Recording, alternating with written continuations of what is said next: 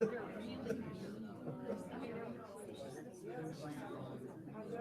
had one for 7 and 9, and then they had one for 84.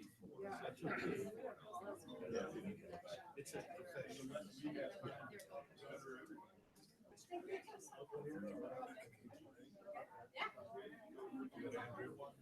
Just get away from it.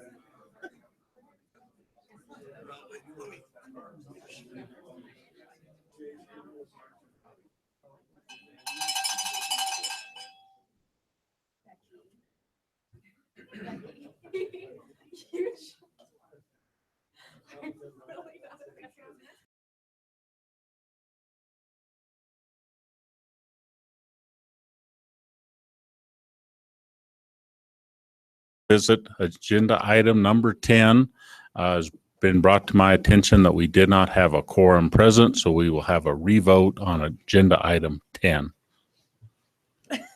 Okay, who was it? Would Bob like to make the motion? Maybe Director Montgomery wants to, I believe she made the motion. Director Gallagher seconded. I would like to move staff recommendation for agenda item 10. Has been moved by Director Montgomery, seconded by Director Gallagher to move staff recommendation, agenda item number 10. Further discussion? Call for the vote. All those in favor, say aye. Aye. Opposed? Motion carries. Thank you. Let's move on to agenda item number 11. Becky Mitchell. Thank you. This is Rebecca Mitchell. For the record, this is agenda item number 11. I'm sitting here next to Megan Holcomb, who is one of the staff that has come on in the last few months. You may recognize her from some of your basin roundtables, but she's here to present for the WSRF grants. And I wanted to, it's a little bit of an introduction. I'm hoping I can get this opened up. As a little bit of an introduction, I wanted to show you how committed she was to the agency and her basin roundtables. Thank you. Is that on? Perfect. It's not coming up, Andrew. There we go. Oh. Oh, no one wants, doesn't want to be shown. Oh. Turn the laptop around. It's like opening and closing. It's the internet connection. Well, anyway, I'll give you a little bit of background on Megan. On her trip down to the Rio Grande to do some tours of the basin and learn about projects, she had taken her car and was her co-passenger was Rio from the Rio, and that would be her adventure right up there. So Rio said, I know this place like the back of my hand. Go ahead, you can get across here, no problem. So Megan has been christened into the Rio Grande Basin pretty well. And so appropriately speaking, she'll be here to present a couple grants from the Rio. Thanks. All right, so for the record, Megan Holcomb with CWC staff, presenting agenda items 11A and B, both of which are from the Rio and from roundtable funds only. And first, while I have this brief opportunity at the mic, I would like to thank CWCB staff and all the board members for your incredibly warm welcome to this organization and community. It's meant a lot to me, and I love being here. All right, so agenda item 11A is an action item and a grant request recommended for approval by the Rio Grande Basin Roundtable. The applicant and grantee is the Colorado Rio Grande Restoration Foundation for the project titled Rio Grande State Wildlife Area Design Project. The purpose of this application is to fund the foundation's efforts to improve agricultural irrigation infrastructure while addressing multiple environmental and recreational concerns. The design project plans to stabilize 100 feet of stream, restore 1 acre of habitat, and develop designs for 3 diversion improvement projects. The designs include the survey and permitting for improvements to the San Luis Valley Canal Headgate, the Centennial Ditch diversion, and the Rio Grande No. 2 diversion, resulting in 3 shovel-ready improvement projects. The implementation of these projects, along with the proposed stream bank stabilization and riparian restoration, will significantly improve river health and water quality for fisheries. It will also support a safer river for recreation, increase agricultural diversion efficiency, and protect the water supply to the complex wetland system on the Rio Grande State Wildlife Area. The applicant is providing both a cash and kind match for $124,000, which is 138% of the total project costs, and they otherwise meet all matching requirements.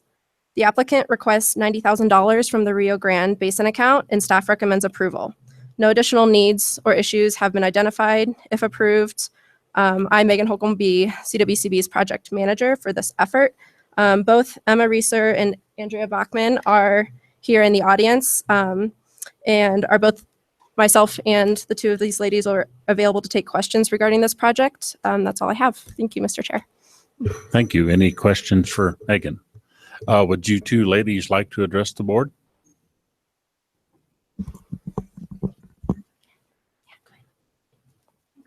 Hello and welcome.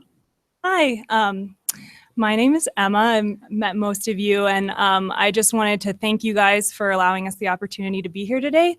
This project, Megan gave a great introduction to it, and I think this is a really incredible opportunity to look at this stretch of the Rio Grande through the state wildlife area in a broader scope, not just focusing, we know there's issues of stream bank stability and habitat, as well as irrigation infrastructure, but this grant request will provide us the opportunity to do a comprehensive design and survey that looks at the whole system and not just the individual issues. So it's going to really address these issues from a holistic perspective, and I really appreciate your guys' support in the past, and just wanted to see if you had any questions.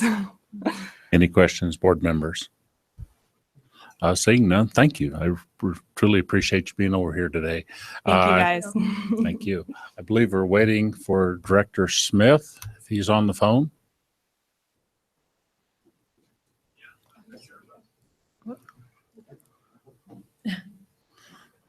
Director Smith. Yes, Mr. Chairman, can you hear me? Yes. Thanks for allowing me to be able to participate by telephone. And Megan did a great job in presenting the roundtable request. And Mr. Chairman, if there aren't any other questions, I would like to make a motion approval of staff recommendation on agenda item number 11A. It's been moved by Director Smith, second by Director McLeod to move agenda item 11A, staff recommendation. Further discussion? All for the vote. All those in favor signify by an aye. Aye. Opposed? Aye. Motion carries. Let's go to. Thank you. Thank you. Let's go to agenda item 11B, please. All right. Agenda item 11B is an action item and is also a grant request recommended for approval by the Rio Grande Basin Roundtable. The applicant and grantee is the Trinchera Irrigation Company for the project titled Phase 2 Engineering Services for Mountain Home Reservoir Dam Outlet Works Upgrade. The purpose of this application is to fund engineering studies prior to undertaking the state mandated repair and replacement of severely deteriorated outlet works at Mountain Home Reservoir. Restoring the outlet work stops costly water losses, provides decreed surface flows for irrigation, reduces reliance on groundwater pumping, and meets several consumptive and non-consumptive criteria of the Rio Grande Basin Plan for meeting future water demands. Funds will be used to evaluate alternatives and long-term improvements, develop engineering recommendations and safe storage methods, develop construction cost estimates in a loan feasibility study, and develop preliminary design drawings and construction schedules without reducing the reservoir lower than the 653 acre-foot conservation pool. CWCB previously funded $25,000 for phase 1, the feasibility and preliminary field studies, which was completed in July 2016. Upon completion of phase 2, this engineering study, Trinchera Irrigation intends to submit a phase 3 application, which will request funds for construction from both the basin, statewide accounts, and also will include a CWCB loan component. The application is providing $30,000 cash match, which is 30% of the total project cost for phase 2, and they otherwise meet all matching requirements. The applicant requests $70,000 from the Rio Grande Basin account, and staff recommends approval. No additional needs or issues have been identified, and if approved, I will be the project manager for this effort. Wayne Schwab is the applicant and superintendent of Trinchera Irrigation Company. He is also in attendance this morning, and we are both available to take questions regarding the project. Thank you, Mr. Chair. Any questions for Megan? Mr. Schwab, would you like to address the board? I'd just like to say, Could you maybe identify yourself if you would, please? Thank you. I'd just like to thank the CWCB for their guidance and assistance and any help that you could give us. Thank you. Thank you for being here today. Any questions of Mr. Schwab? I think that takes care of it. Director Smith. Thank you, Mr. Chairman. And again, thanks to the board and yourself for allowing me to participate by telephone. Megan did a great job in describing the project, and it fits our basin plan goals. And Mr. Chairman, I would move approval of staff recommendation on agenda item number 11B. It's been moved by Director Smith for agenda item 11B, second by Director Wells for staff recommendation. Further discussion? Call for the vote. All those in favor signify by an aye. Aye. Opposed? Aye. Motion carries. All right. Thank you, Mr. Chairman. Thank you, everybody. You bet. Thank you for being here. Let's move on to, actually, we're going to jump around a little bit on the agenda to agenda item 25.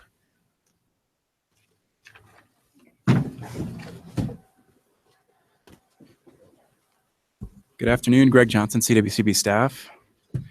Just give me a minute here while I get the presentation loaded up.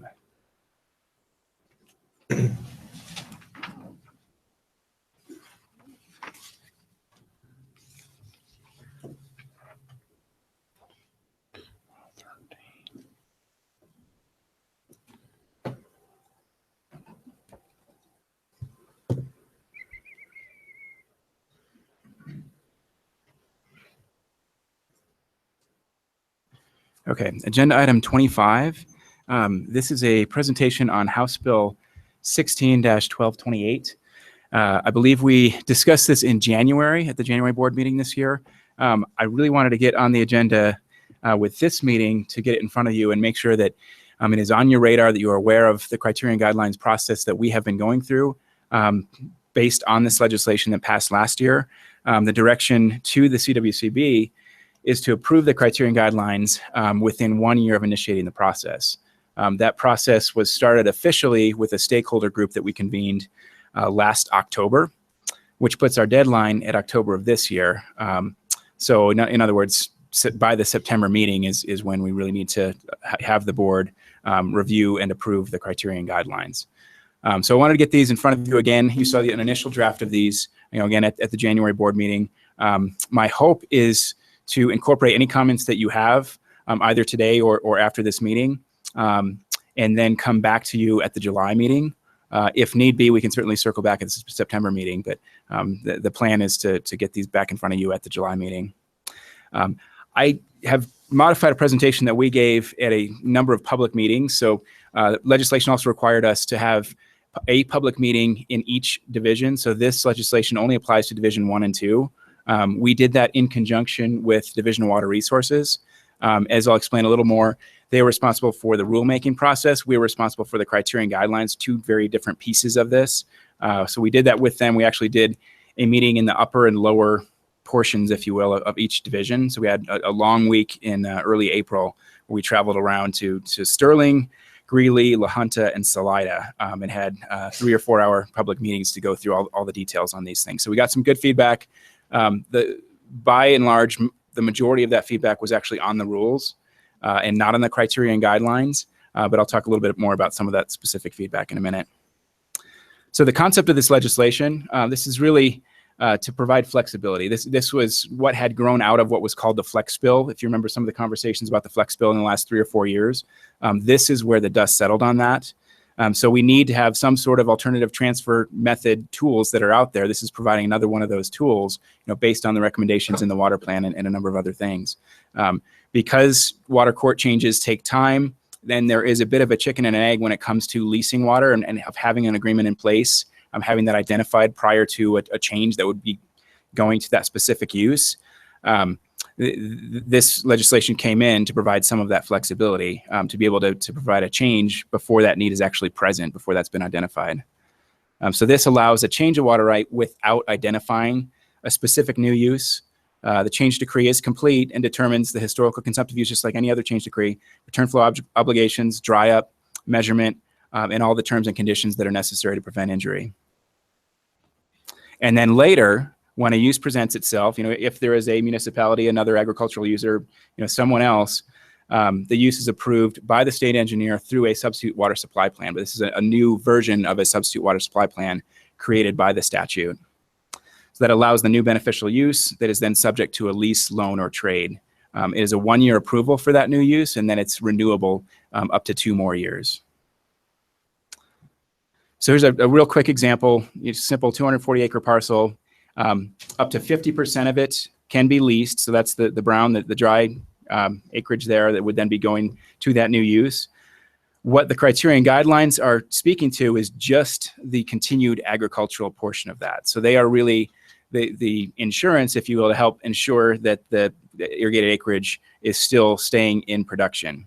And then up to the 50% can then be leased, loaned, or traded for that new use through the substitute water supply plan.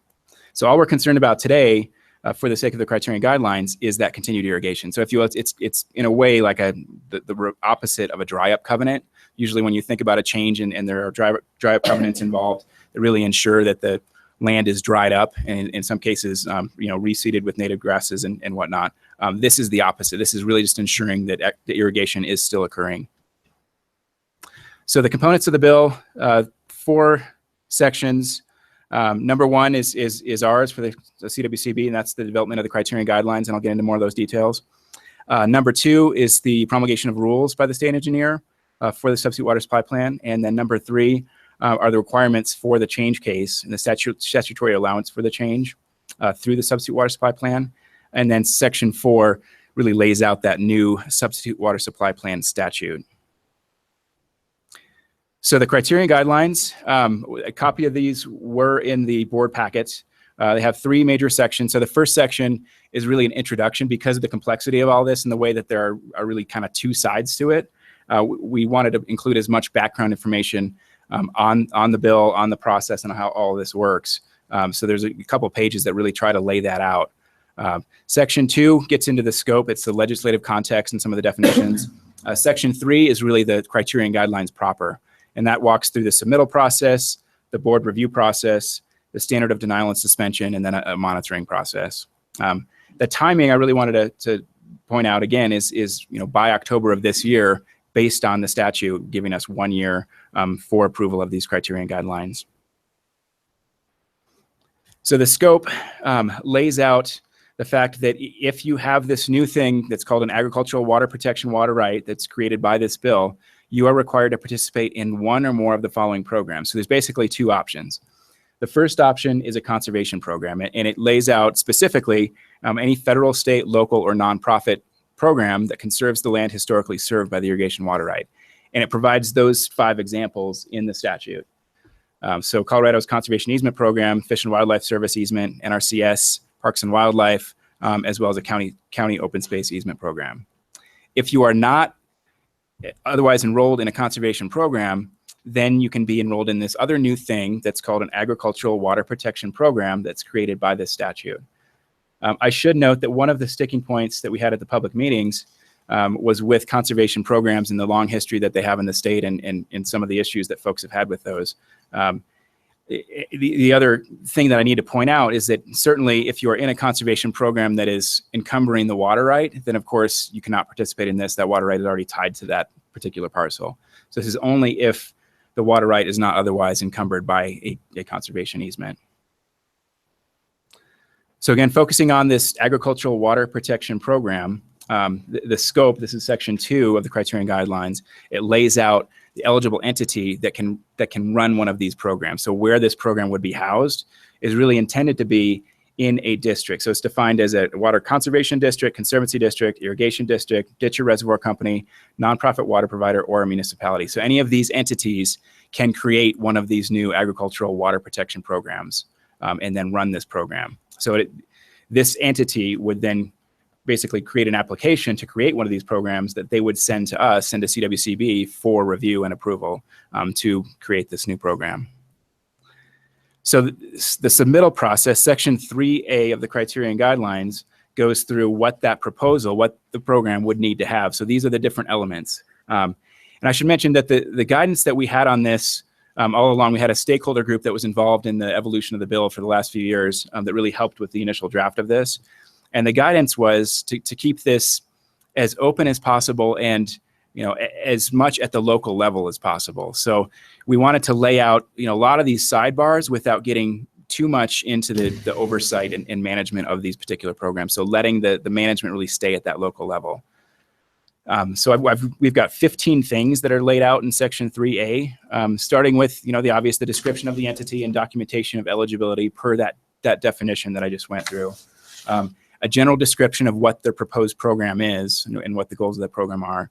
And then documenting any action or ordinance, something that officially sponsors that program. So whether it's a vote of their board, whether it's a change in their bylaws, something that they are officially committing to create this program by that entity. Number 4 is a simple acknowledgement of intent to protect the continued agricultural use. That should go without saying, that's the whole point, but just to get that in there, that is why this program is being created.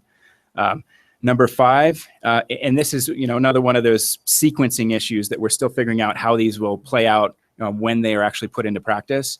But if an agricultural water protection water right exists prior to the creation of the program and wants to be involved in this new program that's being created, then by all means, we would like to know the details about that. So the case number, legal description, and map of where those participating water rights are that have already been changed to this new agricultural water protection water right. Number 6, legal description and map of the entity's boundary.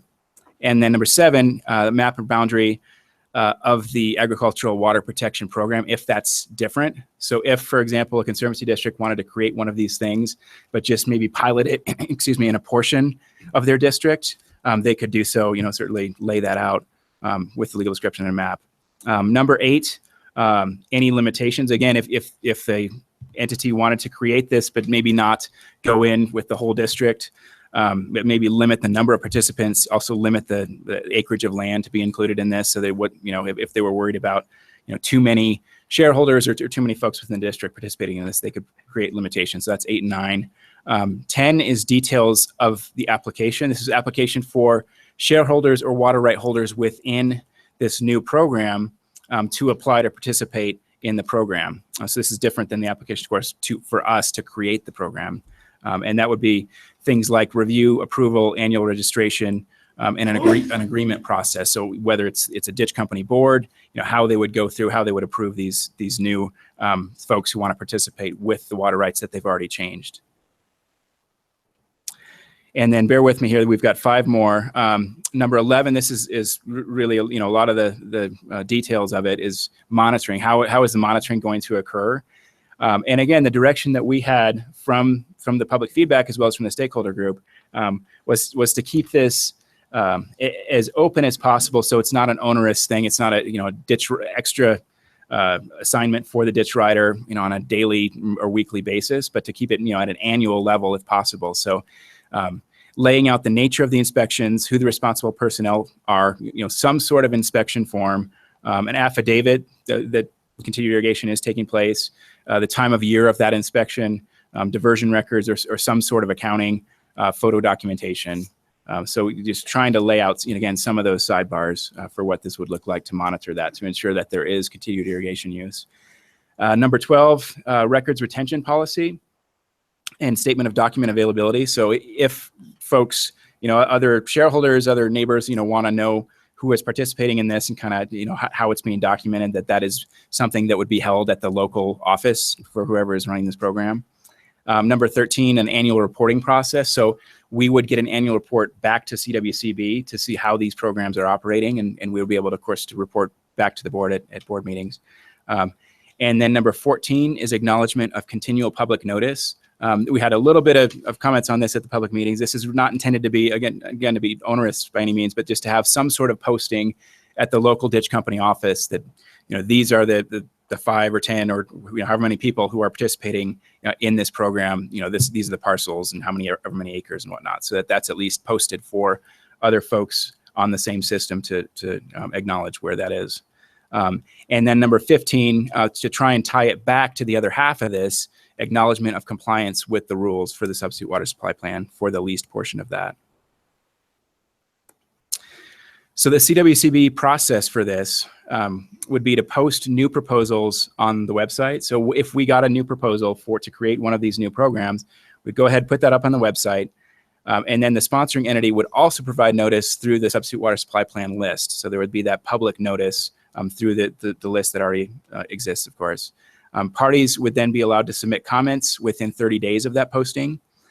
Staff would consider comments and provide recommendations to the board at the next board meeting for approval, to create this new program.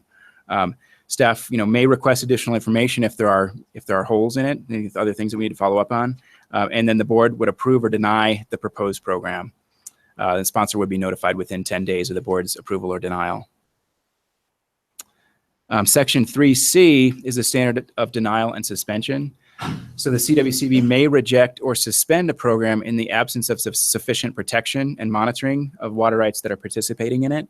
So if it is found that this is really not working, that there is not continued irrigation use, the whole point is it's an ATM, it's not buy and dry, there is continued irrigation, continued ag use. If it's determined that that is not sufficient, it's not occurring, then the board would be allowed to reject or suspend the program. Conditions would include the loss of the sponsoring entity as well. And in the event that a program was suspended, we would notify the state engineer's office and work with them. And we've, of course, been coordinating very closely on the process thus far. And then finally, section 3D is the monitoring. So this really reiterates, that was, I think, item number 10 on the list in the earlier in section 3A, I believe. But having an annual report that's required by each of the participating water rights by December 31st that would include a list that details the nature of the inspections, the responsible personnel, the inspection forms, the affidavits of continued irrigation, the time of year, diversion records and accounting, photo documentation. So we have that submitted to us. We can report back to the board and summarize, how this is being used. And that's it. That was my attempt to really walk through the document. So if you're following through on the document that was in the board packet, same structure. I'm happy to entertain any comments or questions on this. Again, this is not an action item today. This is something I wanted to get in front of you for any feedback that you have either today or after the meeting that we can then roll into the document for consideration at the July or September meeting. Great. Thank you, Greg. Any questions for Greg? I think we're good. Thanks.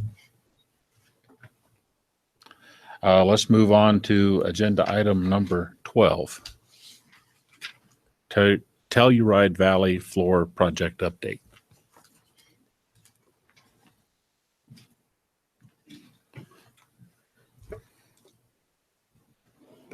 Becky probably needs to go. Good afternoon, Chris Sturm, CWCB staff for the record.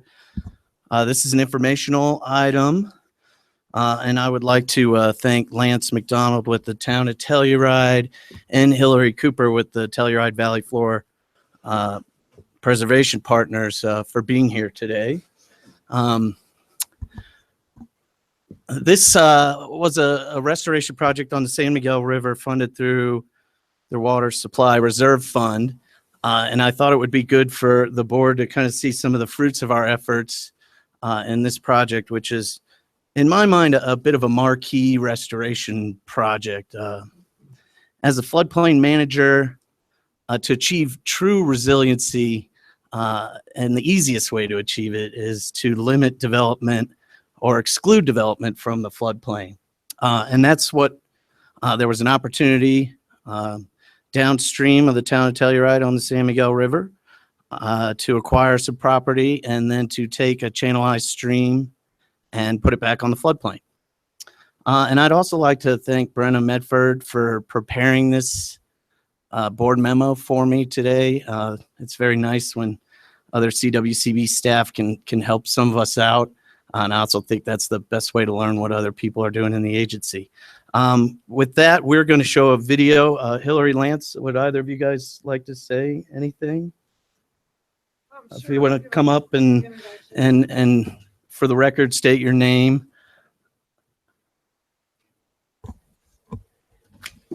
My name's Hillary Cooper, and the hat I'm wearing right now is with the Valley Floor Preservation Partners.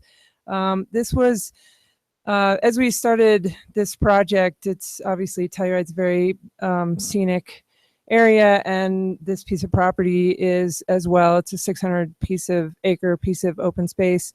We decided we should document it, and one of the main motivations for that was to be able to bring it back to you all as a token of appreciation, but also as educational outreach, ongoing educational outreach.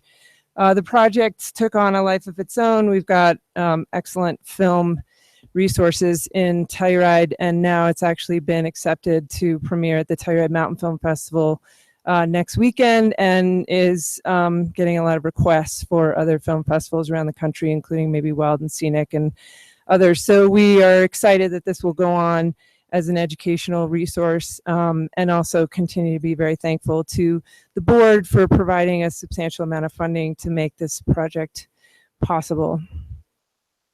Yeah, and Lance McDonald from the town of Telluride. Lance, will you speak in? Sure.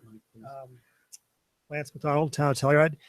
It was a good project for us. You know, usually we're in the capital construction side of building affordable housing, parking lots, things like this. This is the first time that we've undertaken a restoration project of this magnitude. And it went very well. We were right up against the gun, finishing the last week in October. We started actually in late July. So it was a very compressed time schedule, and the construction went very well. We had to make a lot of field adjustments, but those were always to the good side and not the bad side.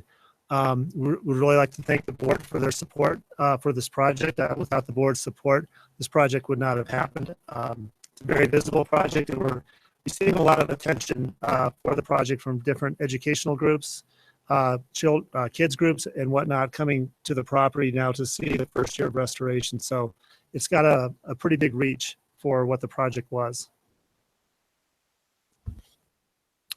Director Gallagher, I believe that you have control of the lights. It may be easier to see this video if we dim them a little bit. Thank you.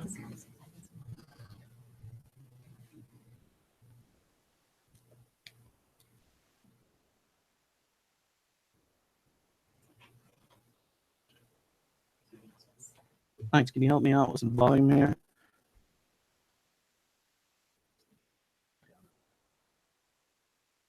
Let me pause it. Oh, yeah.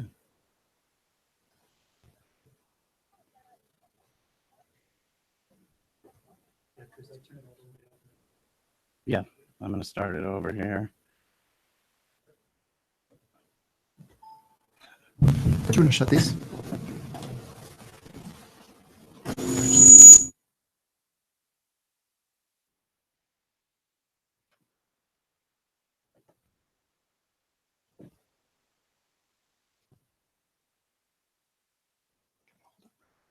Driving this or am I driving it?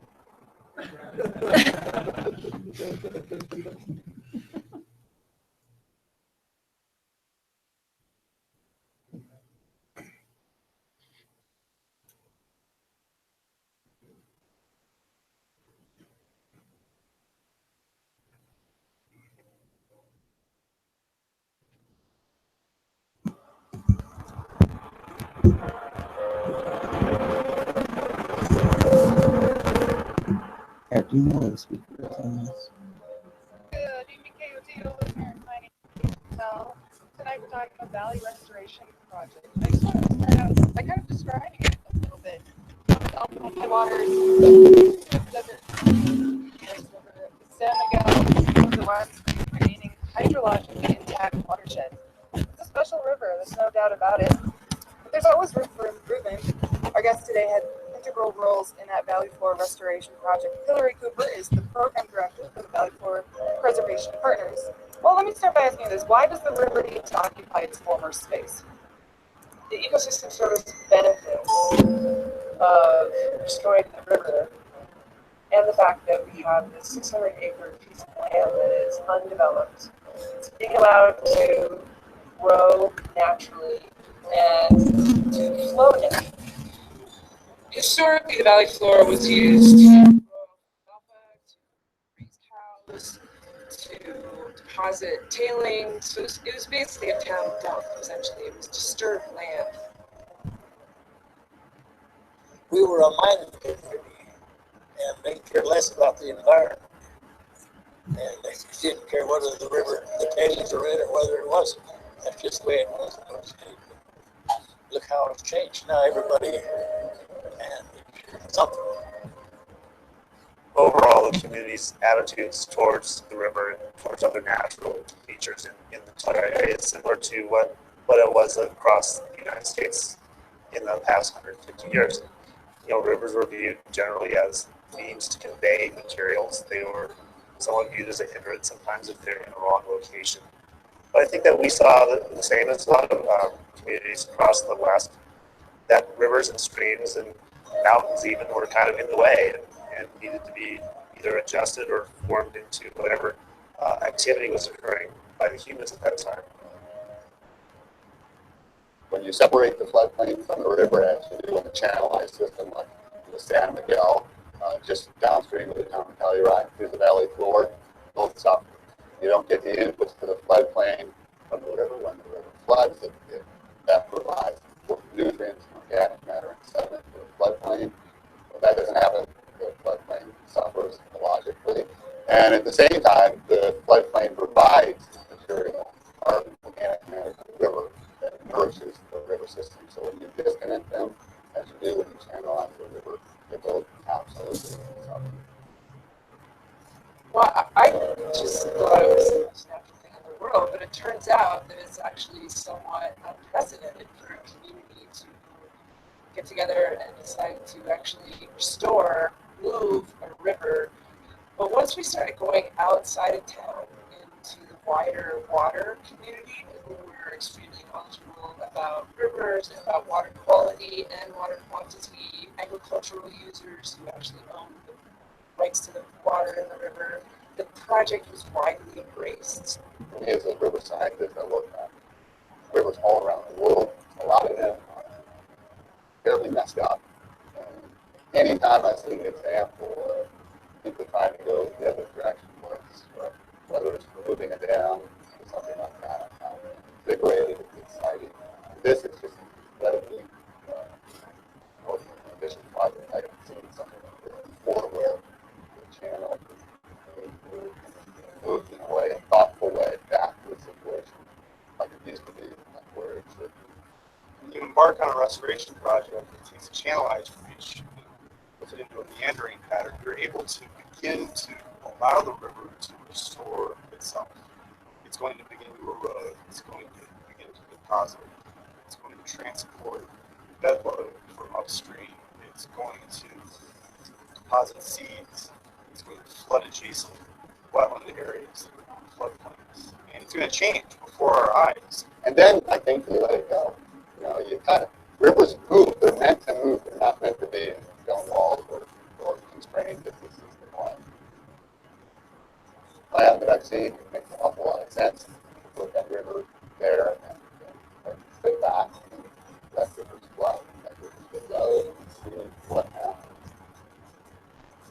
what I think people maybe are just trying to get a sense of is this lovely idea of taking this fast-moving river in a town that's growing rapidly and moving faster and faster and slowing it down.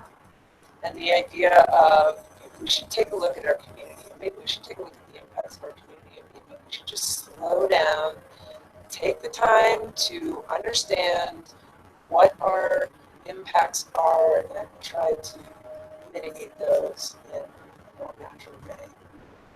For many years, we've been doing things to the environment in Telluride by our activities. We've all benefited from this region, all of us that live here. And I think this is a really tangible way to be giving back to nature and giving back to our environment in this area. It is absolutely such a watershed river. For whatever reason, for whatever fortune or foresight or anything else, nobody came along and dammed the river and screwed it up that way.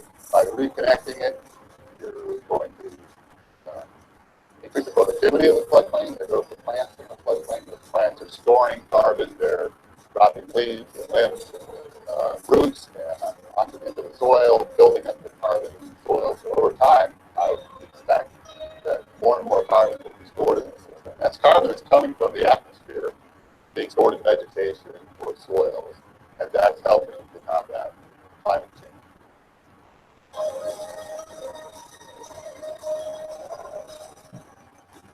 What is absolutely thrilling to me about this project in Telluride is citizens of the town taking bold, dramatic actions to restore the system and get back the way it should.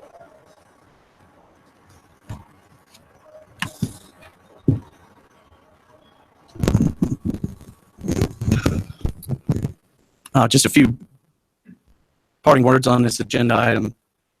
As you guys watch the progress of the project here with the credits rolling, I travel all over the state and look at rivers, and the more I look at them, I look at them under a kind of a different eye as I understand more how they operate. And it's amazing to me how a legacy of mining can leave a river in a certain situation for 100 years plus and really have no discernible change, especially in its connectivity with its floodplain. And you can see this in South Park with the mine tailings that are piled up along the banks.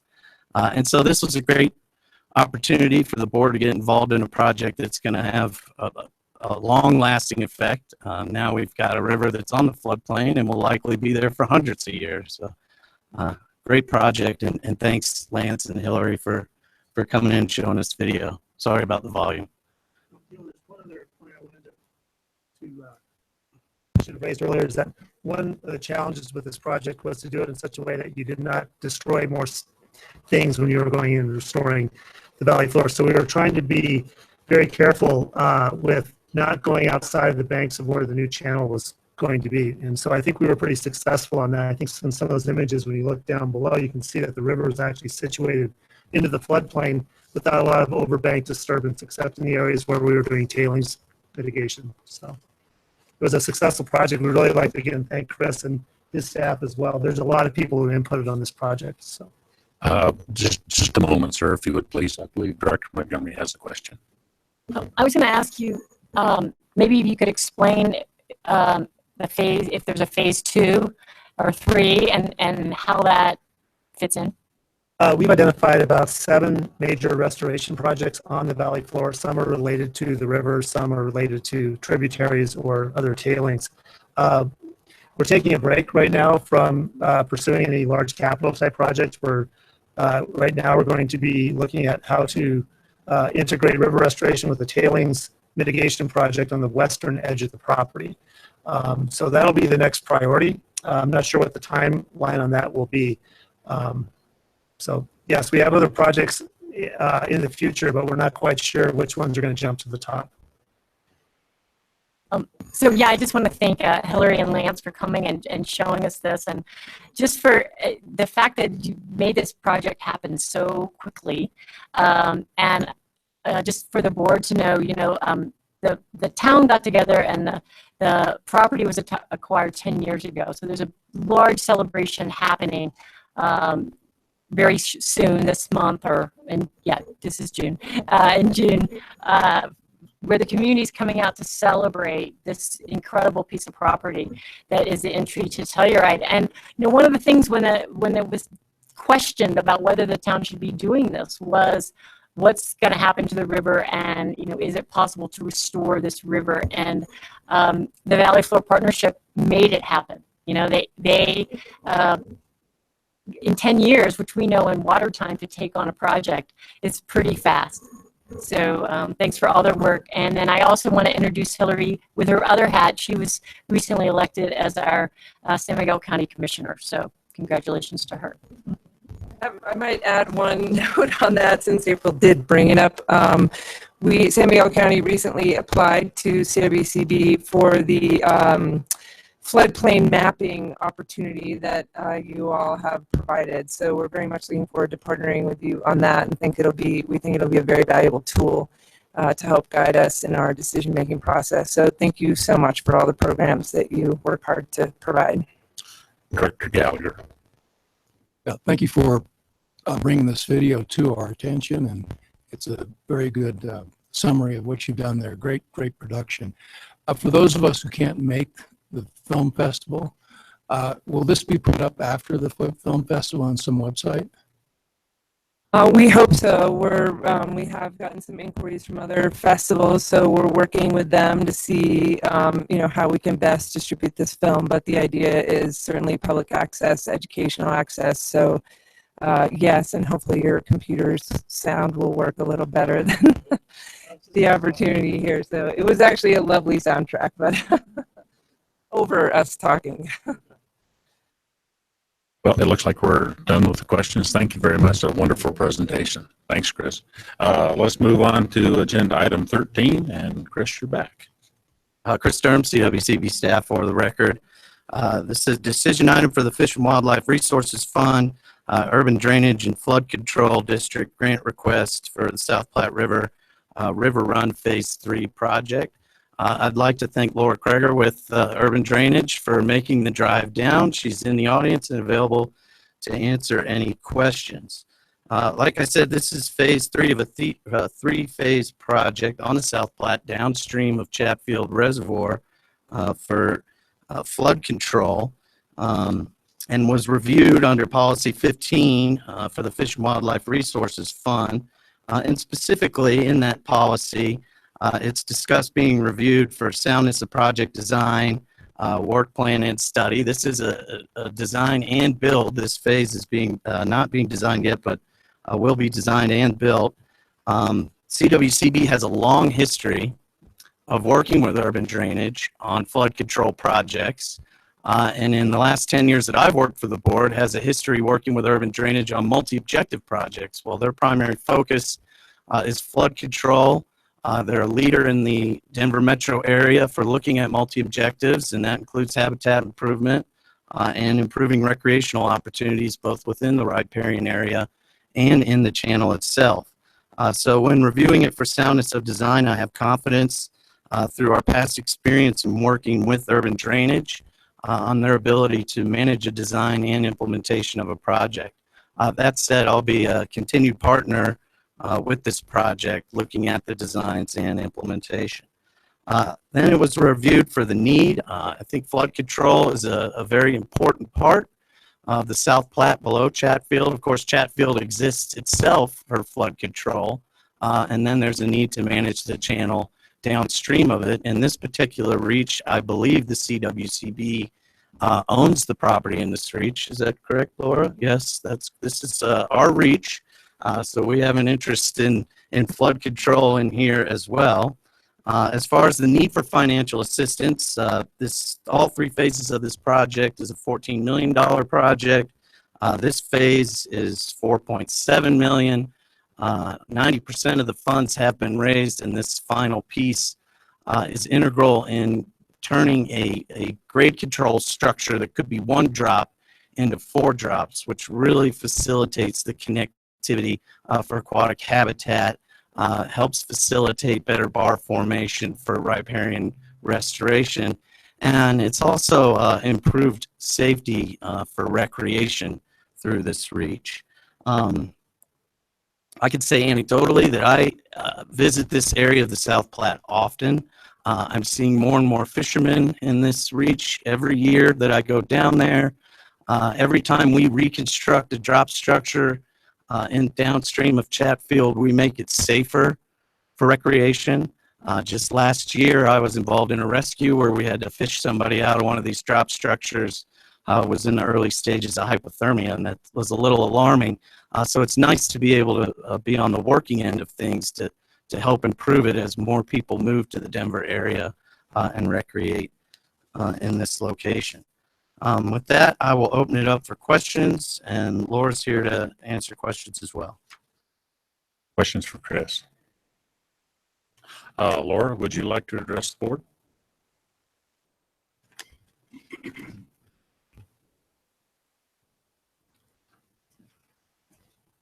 For the record, my name is Laura Krager. I'm with the Urban Drainage and Flood Control District. I'm not sure what you were thinking of putting our project after that last one, because that was really impressive.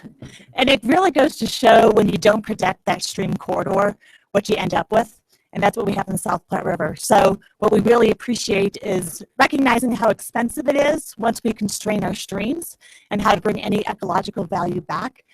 So when you're talking about $4.7 million to really just enhance 2,000 feet, that's pretty price tag. So we thank you very much for the consideration of this grant, which allows us to at least bring and optimize that value back to the community from ecological value. So we very much appreciate that on behalf of all the sponsors.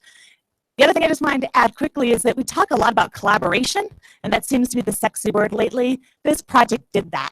We brought in, you guys will be our 8th funding partner in order to complete this $14 million project, which has provided an amenity that doesn't just have the aquatic improvements, but also recreation and trail connections. And so we very much appreciate that and being another partner towards us and actually doing what we're supposed to be doing, which is collaborating. Thank you. Any further questions? It is an action item. Director Wells.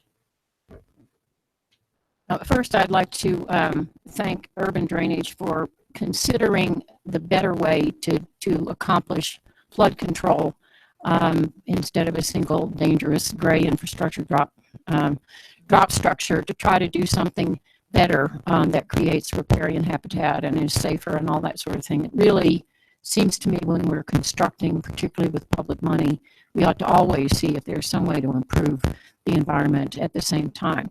And without further ado, I'd like to move the staff recommendation on item 13. Been moved by Director Wells, second by Director Gallagher, to move staff recommendation agenda item 13. Further discussion? Call for the vote. All those in favor signify by an aye. Aye. Opposed? Motion carries. Thank you.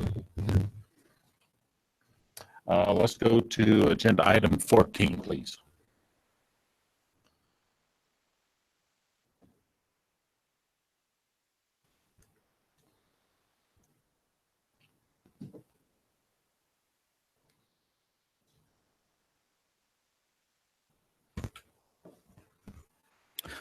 For the record, Jeff Basler, Water Conservation Board staff. This is agenda item 14, uncontested in-stream flow and natural lake level appropriations in water divisions 1, 2, 4, 5, and 6. At your January board meeting, you formed your intent to appropriate in-stream flow recommendations or in-stream flow appropriations on 13 stream segments and 2 lakes in water divisions, again, 1, 2, 4, and 5. And at that time, staff provided you with all of the information you needed, the technical studies and the appendices and field data, all the analyses in order to make the 3 determinations that are required by statute, that there is a natural environment, that water is available for appropriation, and that there's no material injury.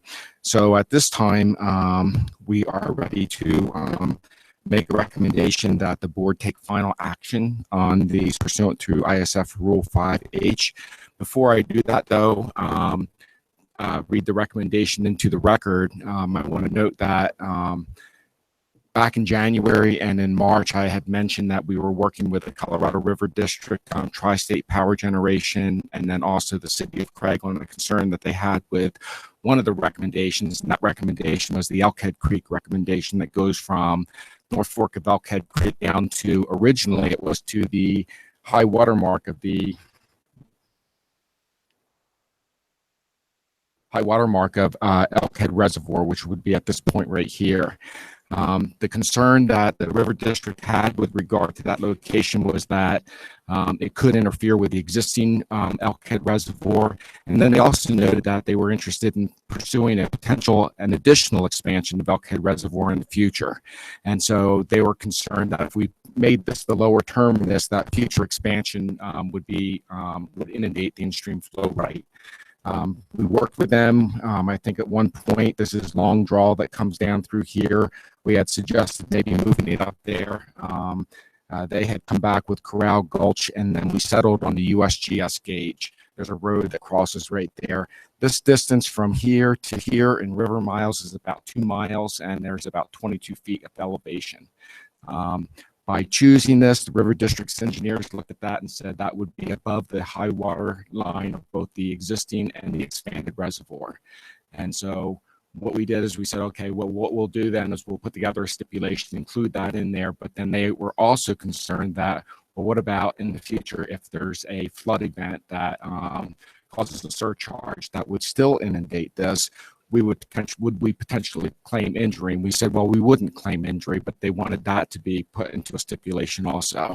So that's part of our stipulation. Jen Malley is with us today, the attorney who worked on this. If you have questions, specific questions on the stipulation, and I'll take questions from you now, or you can take questions for Jen, and then I'll read the recommendation into the record.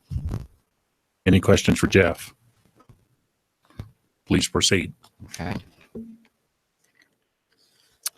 All right.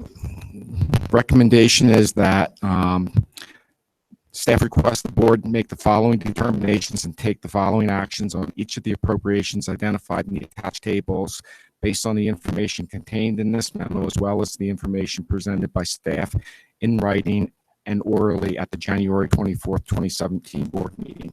1, determined pursuant through section 3792-102(3) CRS 2016 and based upon the recommendation of the BLM, CPW, Park County, High Country Conservation Advocates, and American Rivers, addressing biological needs, flow rates, reaches, and time periods, and a review of the data and other information presented by staff in this memo and orally, that for each of the in-stream flow and natural lake level appropriations in the amounts identified in the attached table. A, that there is a natural environment that can be preserved to a reasonable degree with the recommended water rights if granted. B, the natural environment will be preserved to a reasonable degree by the water available for the recommended appropriations. And C, such natural environment can exist without material injury to water rights. Number 2, pursuant to ISF Rule 5H, established January 24th, 2017 as the appropriation date for these water rights. And then 3, approve the stipulation with the Colorado River Water Conservation District, Tri-State, and the City of Craig, and direct staff to request the Attorney General's Office to file water rights applications for each of the appropriations identified in the attached tables and include the terms and conditions contained in the stipulation with these entities in the water court application and decree for the Elkhead segment that extends from the confluence of North Fork Elkhead Creek to the USGS gauge number 092-46200. Director Gallagher. If there are no further questions, I would move to approve staff's recommendation on agenda item 14. Been moved by Director Gallagher, second by Director McLeod to move staff recommendation, agenda item 14. Further discussion? Call for the vote. All those in favor signify by an aye. Aye. Opposed? Motion carries. We're going to jump around a little bit more. We're going to go to agenda item 30.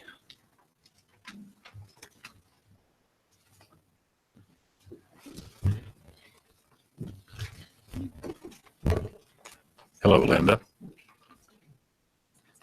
Good afternoon. Linda Bassi with the Stream and Lake Protection Section. Agenda item 30 is an action item, and it concerns a temporary lease of water for in-stream flow use on the Yampa River. How do I? Oh, I did. Okay. Thanks. Before I launch into the presentation, I just wanted to point out the attachments to the board memo. Exhibit A is an offer letter from the Colorado Water Trust. Exhibit B is a vicinity map, which I'll also show you up on the screen. Exhibit C is the 2013 approval from Division of Water Resources of this temporary lease. And Exhibit D is the lease agreement that CWCB entered into with the Water Trust in 2013. We don't have the draft lease agreement for this year yet, and so we wanted to show you what the 2013 lease agreement looked like, just to give you some background in the packet. So the offer of water is from the Colorado Water Trust. The Water Trust is negotiating a water use agreement with the Upper Yampa Water Conservancy District for releases of up to 4,000 acre-feet from Stagecoach Reservoir. And the Water Trust is proposing to sublease up to 1,200 acre-feet to CWCB for in-stream flow use on the in-stream flow that is on this map. It goes from the confluence of the Yampa River with Morrison Creek right here. It's this red line down to Lake Catamount. So it would be for in-stream flow use on that in-stream flow. And then the reason that they are leasing an additional amount of water over the 1,200 is to mirror the arrangements they've had in past years, which I'll go into in a minute, where releases would first be used by the Upper Yampa District to generate hydropower. Then we would be using it for in-stream flow as the water travels downstream. Then the water would boost flows through the city. In past years, they've had low flows during the summer and have had to curtail fishing and tubing use. And so this would help conditions for aquatic species and for recreation. And then potentially these releases would also provide water for consumptive use downstream that that the Water Trust would arrange for. Otherwise, it would be picked up by the next user in priority. So to give you some background, well, this would be under the temporary lease statute, which allows the board to lease water for a 10-year period and use it 3 years out of the 10-year period. So this is the 3rd year that we would be using the water under the 2013 approval. And so I wanted to tell you what happened in the past years. And it's a little bit of a convoluted history, but I'll try to buzz through it quickly. In 2012, we did enter into a temporary lease for in-stream flow use. It was an agreement between the Water Trust, CWCB, and the Upper Yampa District. It was just for a 4-month term, and the Water Trust paid for the whole thing. It was $35 per acre foot. CWCB didn't spend any money on this, but they did use released water for in-stream flows. And we obtained just a 1-year approval from the Division of Water Resources because we weren't sure we were going to repeat this arrangement. Then in 2013, everyone decided that we needed to do this again. And the district again leased Stagecoach water to the Water Trust. And that lease provided for a sublease to CWCB for in-stream flow use. So we went to the Division of Water Resources and obtained an approval in August of 2013. And that included a determination that no injury would result from this temporary lease. And that determination and approval are in effect through November 1st, 2021. We knew that we brought a proposal to the board at the July board meeting in 2013 to enter into this sublease and to pay for the water. So that was a new thing for us in terms of getting the DNR controller to approve a form of lease agreement under which we would be spending money. So the board approved it the Division of Water Resources approved the sublease, but because we knew it was going to take some time to enter into the actual sublease where we could pay money, the board executed a water acceptance agreement in September so that we could use the water for the in-stream flow before entering into the actual lease and paying for it. So we did use the water for, we had that agreement in effect for 30 days, and then the sublease wasn't finalized until October 4th, that fast state contracting process, and we paid $35.74 per acre foot, or we agreed to, but then it started raining and we didn't need any more water. But now we have a lease form that the DNR controller is satisfied with, which we'll be able to use again, and so we broke some ground there. So the need for the lease this year, projections indicate below average flows on the Yampa River this year. And the Water Trust did an analysis. They compared this year's stream flow forecast with similar historical conditions and determined that the in-stream flow could be short by up to 1,200 acre feet, which is why that is the amount we're proposing to agree to sublease from the trust. And again, in addition to supplementing flows through the in-stream flow reach, the district would generate hydropower. This would help increase flows through Steamboat Springs. And the Water Trust is working on seeing if they can enter into some type of agreement for use of the water downstream. The financial aspects of the lease, Zach Smith of the Water Trust is at the Upper Yampa District's board meeting this afternoon talking about this. I've provided a range to the board, and actually Zach said he was going to text me as soon as he knew the price. And I was going to bring my phone up here, but we'll just, if it's okay with the board, I was just going to suggest that the board approve the maximum expenditure. It would be up to amount. The price range is between $37 and $45 per acre foot for up to 1,200 acre feet. So the most that the board would pay would be $54,000. I can probably tell you the actual price before we leave today.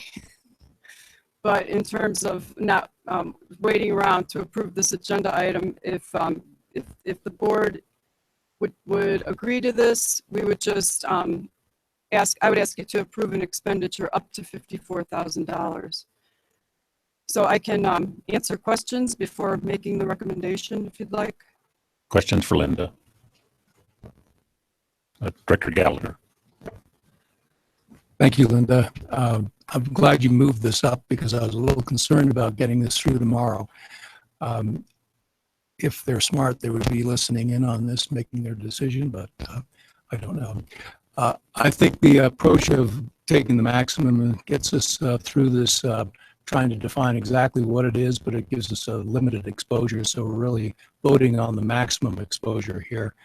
And with the multiple benefits of this release, I think this has been very important to us in the past and will continue to be important to us in the future. We need to somehow make this probably a permanent stream management plan, incorporate it somehow into that.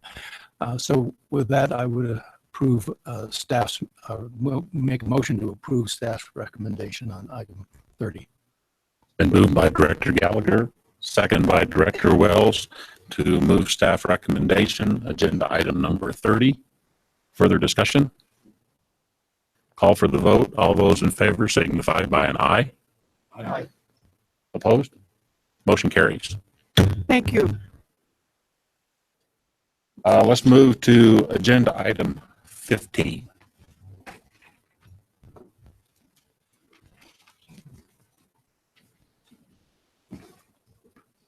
For the record, Jeff Basler, Water Conservation Board staff. This is agenda item 15, public comment on 2017 in-stream flow appropriations in Water Division 7. If you'll recall, back at your March meeting, you declared your intent to appropriate an in-stream flow water right on Bayecito Creek and then one on Little Sand Creek. These were both U.S. Forest Service recommendations. The purpose of this agenda item is to provide an opportunity for public comment at this time. Mr. Chair, I don't know if anybody has signed up to do public comment. Let's ask, does anybody signed up to do public comment? Okay, looks like no. If not, then this is not an action item. I will mention that we have been contacted by Southwestern Water Conservation District. They were concerned about Little Sand Creek and the how staff performed its water availability analysis. They just had some questions. Staff met with Bruce Whitehead and council on Friday of this past week. We answered their questions. We think we answered all the questions that they had. And, this particular recommendation is on a modified schedule. We typically bring recommendations, as you know, in January. We brought this one in March. And so if there were to be a hearing, it wouldn't be until later in November. And then we still have until May 31st for anybody to contest these recommendations. So we haven't heard of anybody having issues other than Southwestern, but I just wanted to give that information to you. Okay, thank you. Any other discussion for Jeff? Acting Director Rose. Oh, no, I was just gonna, for the next agenda item, just ask for a pause while we try and get Jimmy on the phone, but nothing on this item. Okay, thank you. My apologies for second guessing. No. We will move to agenda item 16 in just a moment. Usually we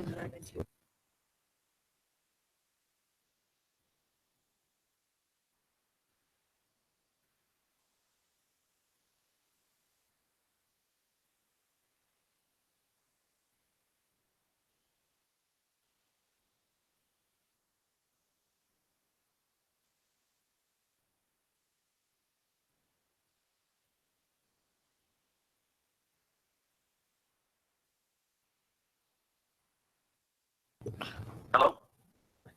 Hello, Jim, or Director Jan. Laura, would you? Sure, get us in Laura a good session? Chartrand, Deputy Attorney General for Natural Resources and Environment. The AG's report is in the board materials, and I'm happy to respond to any questions that folks might have. Any questions? If there are no questions, then pursuant to statute, I recommend that the board make a motion to go into executive session. I'm not sure, Mr. Chairman, when you would like to convene executive session. If you want to do a 20-minute break or a 15-minute break. Let's do a 15-minute break. Okay, so approximately 3 p.m. to consider agenda items 17A through H as identified on the board's agenda.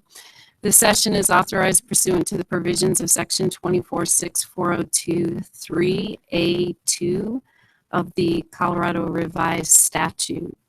I think, Mr. Chairman, you need a motion. I do. Is there a motion by Director McLeod? Yes, thank you, Mr. Chairman. I move that the board go into executive session at 3 p.m. Been moved by Director McLeod to go into executive session at 3 p.m. Is there a second? Second by Director Gallagher. Any further questions? Call for the vote. All those in favor signify by an aye. Aye. Opposed? Aye. And let the record show that Director Jan also voted in this motion.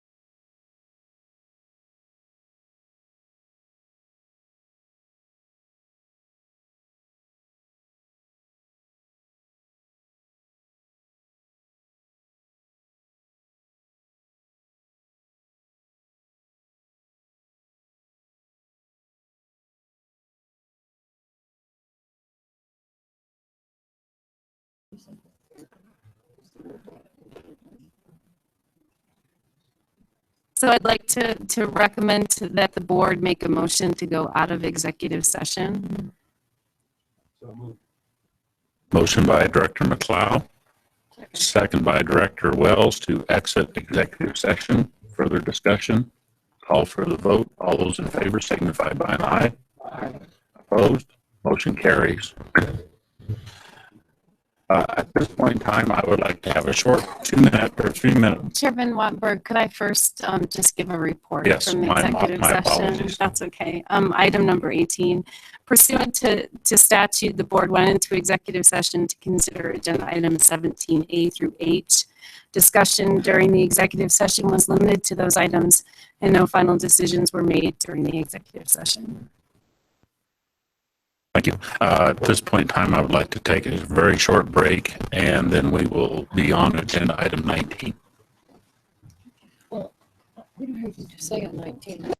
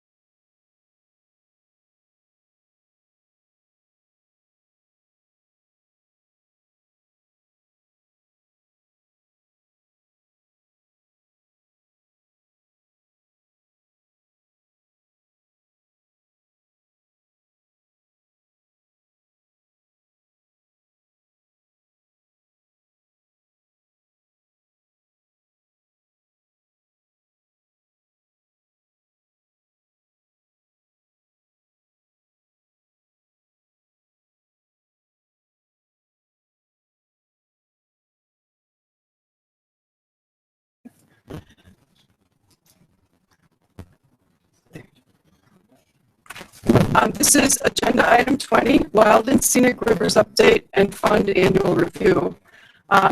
Linda Bassey with the Stream and Lake Protection section. I will talk about the first part, and Suzanne Sellers will talk about the second part. You have written updates on all the various stakeholder groups and processes that are ongoing. I just wanted to highlight a couple of things in the Lower Dolores Plan Working Group update. Hoping that you've read it, you'll know that this year, there's a managed release out of McPhee Reservoir, which is a big deal. There is a lot of work being done, some coordinated monitoring of the ecological response and of boating flows and recreation experiences. And it's been a very collaborative process. There's a weekly phone call. They have to look at inflow forecasts and weather conditions. It's constantly changing, and they're making real-time adjustments. So there are weekly phone calls involving the Bureau of Reclamation, Dolores Water Conservancy District, Dolores River Boating Advocates, American Whitewater, and TNC. And they've had to weigh some heavy trade-offs on earlier large flows for ecological reasons, which then would potentially result in lesser flows later for recreational boating. And the boating interests were supporting the ecological flow, so it's been a really good collaborative approach that's been working well. The group has a lot of tools that they did not have the last time there was a managed release in 2008. They have the native fish monitoring and implementation plan, a system for tracking these ecological objectives and responses, a lot of data from small spill and no spill years, a pit tag array, and a growing population of fish that have been tagged. They pass over this pit tag array, and it's like reading a barcode. So they're able to monitor the movement upstream and downstream of both native and non-native fish, and this improved cooperation that I just referred to. And I anticipate we'll hear from Director Montgomery tomorrow in her director's report about some on-the-ground experience of this managed release. With that, unless you have questions about any of the written reports, I would turn it over to Suzanne, for the Wild and Scenic Alternatives Fund update. Any questions for Linda? Please proceed, Suzanne. Suzanne Sellers. No, Suzanne Sellers. So each year, the terms and conditions that the board adopted for use of the Wild and Scenic Rivers Fund, it calls for the board to review those terms and conditions and also look at the fund amount and determine whether or not those funds will exist in the future. And so on the first page of the memo, you have the staff recommendation. And so I'll just note that. Staff doesn't recommend any changes to the terms and conditions, but we are open to hearing them if somebody has some. And then I was going to review. Could I get some slideshow?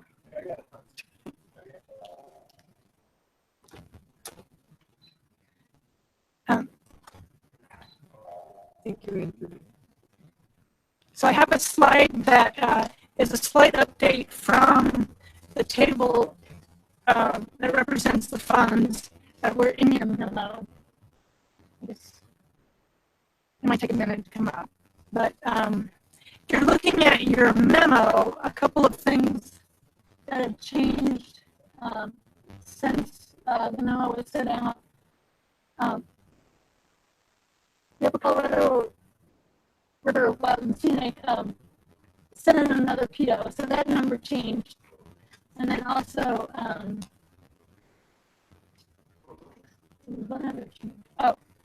down here, the CLM believes that they're going to be able to pay operating costs on a river gauge, and so this amount here was changed. So just to run this through, each year on July 1, the legislation calls for a fund being refreshed up to $400,000 each year.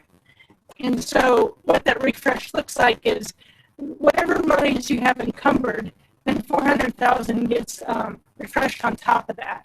And so in July of last year, there was a $400,000 refresh, and then there was $242,000 that was encumbered, and then we've spent several $100,000, and then the current remaining funds is $473,000 in the fund. However, there are still some encumbered funds that could be spent with before June 30th. And then, as I mentioned yesterday, the RPW is anticipated in submitting a purchase order. We believe it'll be submitted in the next day or two. And then the Southwest Board will be voting on a match for that fund, or for that grant in June. So I believe we'll be able to get that PO issued before June 30th. However, if for some reason it's issued after the July 1, then I've also included it down here in the event that it's not issued.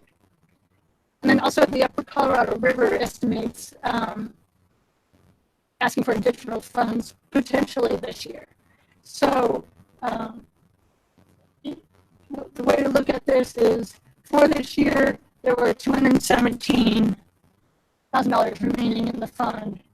For next year, if we just look at the refresh amount, we have the RPW request if it's issued after July 1. The Upper Colorado River estimates they'll also submit for another grant next year. And then the Arkansas Basin has invited me a couple times to their roundtable, and they're currently considering whether or not they would like to start a roundtable, or I should say a wild and scenic stakeholder process, and they're sort of deliberating on that right now. So I put in a placeholder of $30,000 for them. And then the Rio Grande Basin, the Forest Service anticipates issuing something like an eligibility or suitability report this July, potentially this summer. And so there's a potential that those local water users may want funds for a wild and scenic. So I've included some placeholder in that. And so for next year, we're looking at unencumbered funds of about $137,000. Does anyone have any questions on the funds? Questions for Suzanne? Director Montgomery. My comment is on the guidelines. Is that appropriate time? Okay. A couple of things. One, just you might want to take Ted Kowalski's name off at the bottom. Sure. And although I'm sure he'd love to see all the applications.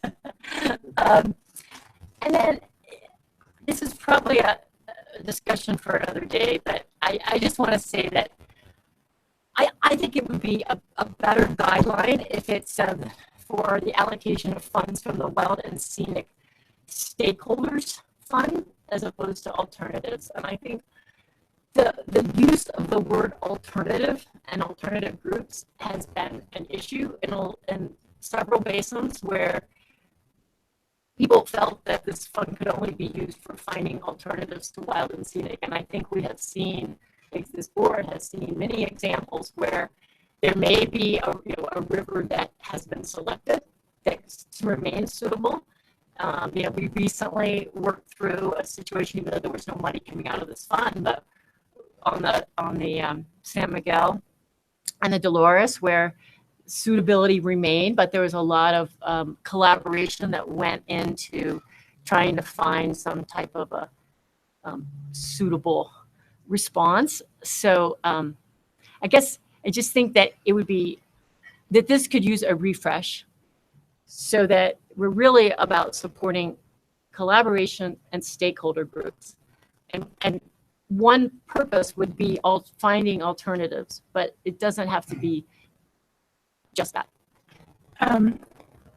It might be that the name comes from the statute, so I can check that. And depending on what the statute says, would you be open to changing it if the statute is not specific? Yeah, this is just my opinion. I don't know if the board wants to get into this whole conversation, but I just think it's a suggestion. So however. Okay, I think the board voted on these terms and conditions, so we can make edits. The board can, I guess, make a recommendation to change it as suggested. So we can change the name of the title, but just keep in mind that the statute may say alternative. But it's true. I think we heard yesterday, RPW, their regional package does include designation. So you're right on that. Linda, go ahead. This might be too wordy, but maybe we could accomplish the same thing. I think the word alternatives is in the statutory authorization, but maybe we could call it the Alternatives and Stakeholders Fund. Just add it in, just to make it clear it's not just for alternatives, but then that makes you think, well, aren't stakeholders involved in alternatives?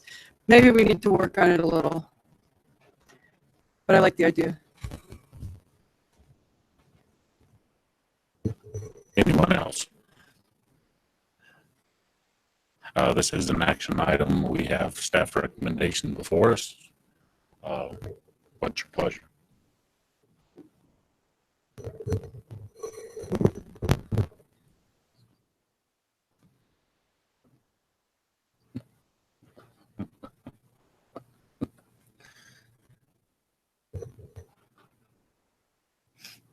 Director Gallagher.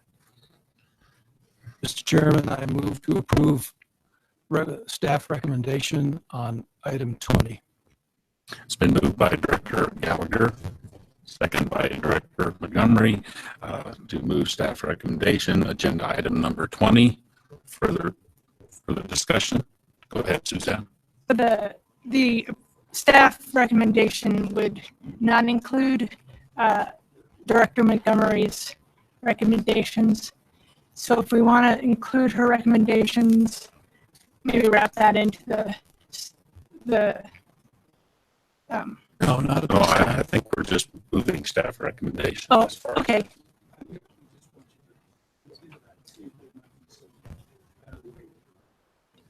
Okay. That's the issue, not so much as the body of the motions.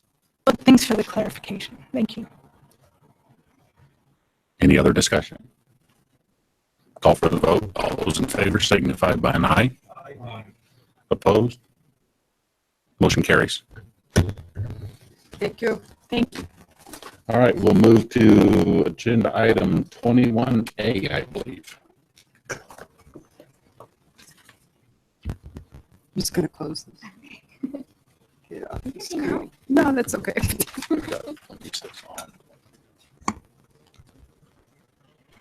Hello, Director Walkenberg and members of the board. I am Carly Brown, for the record, Section Chief of the Interstate and Federal Section, and I am here to request your approval of two items. First of all, item A is our report to the legislature regarding the litigation account, and item B is our request for authorization for fiscal year 18 as presented to you in executive session. So the first item, per your approval, we will present this report to the legislature, to the Senate, actually, to meet our obligations to report on litigation account expenditures. So that would be my first staff recommendation to the board. My second staff recommendation is that the board would authorize the expenditure of a total of $1,048,500 for litigation-related activities as detailed in the memo. All right, discussion.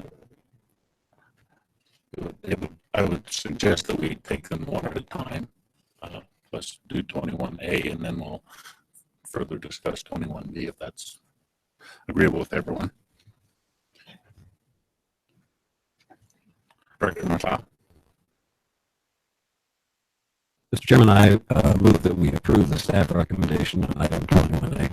It's been moved by Director McLeod to approve staff recommendation 21A. Is there a second? Second by Director Wells. Further discussion? Call for the vote. All those in favor signify by an aye. Aye. Opposed? Motion carries. Let's move to 21B, please. All right, thank you, Director Rottenberg. Again, during executive session, you were briefed on the expenses that are being requested for fiscal year 2018 from the Attorney General's office for the litigation account. With further detail, that's $525,000 for the Colorado River Basin, $138,500 for the Republican River Basin, and $385,000 for the Rio Grande Basin, for a total of $1,048,500. Staff recommends that the board authorize this expenditure. Discussion.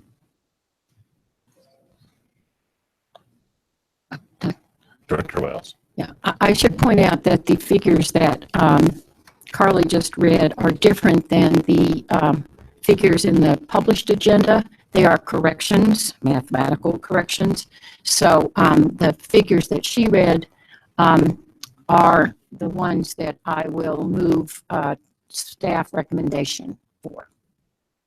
It's been moved, or the motion has been made to approve staff recommendation with the directives. Directing, let's start over here. All right, my apologies. A motion has been made to approve staff recommendation agenda 21B with the revisions so listed. Is there a second? Second by Director McLeod. Further discussion. Call for the vote. All those in favor signify by an aye. Aye. Opposed? Motion carries. Thank you, Director Rottenberg. And if I may add, we plan to provide the updated memo online tomorrow for the public. Thank you. At this time, one quick announcement to our internet listeners. It was probably a little confusing today. The reason that it was, the board would like to, there's supposed to be a very severe storm in the area here soon. We are trying to get out as quick as possible, so that is why some of the agenda items that were for tomorrow got moved into today. Tomorrow morning, we will start promptly at 8 o'clock with agenda item 22, and we will go through 22, 20. Pardon? Are we moving it to 8? I mean, that's fine. If that's. Yeah, okay. Just check. Agenda items 22, 23, 24, 27, 28, and 29, and 31, I believe. And with that, if there is no. Andrew, go ahead. Okay. If there is no further discussion, we are in recess until 8 a.m. tomorrow morning.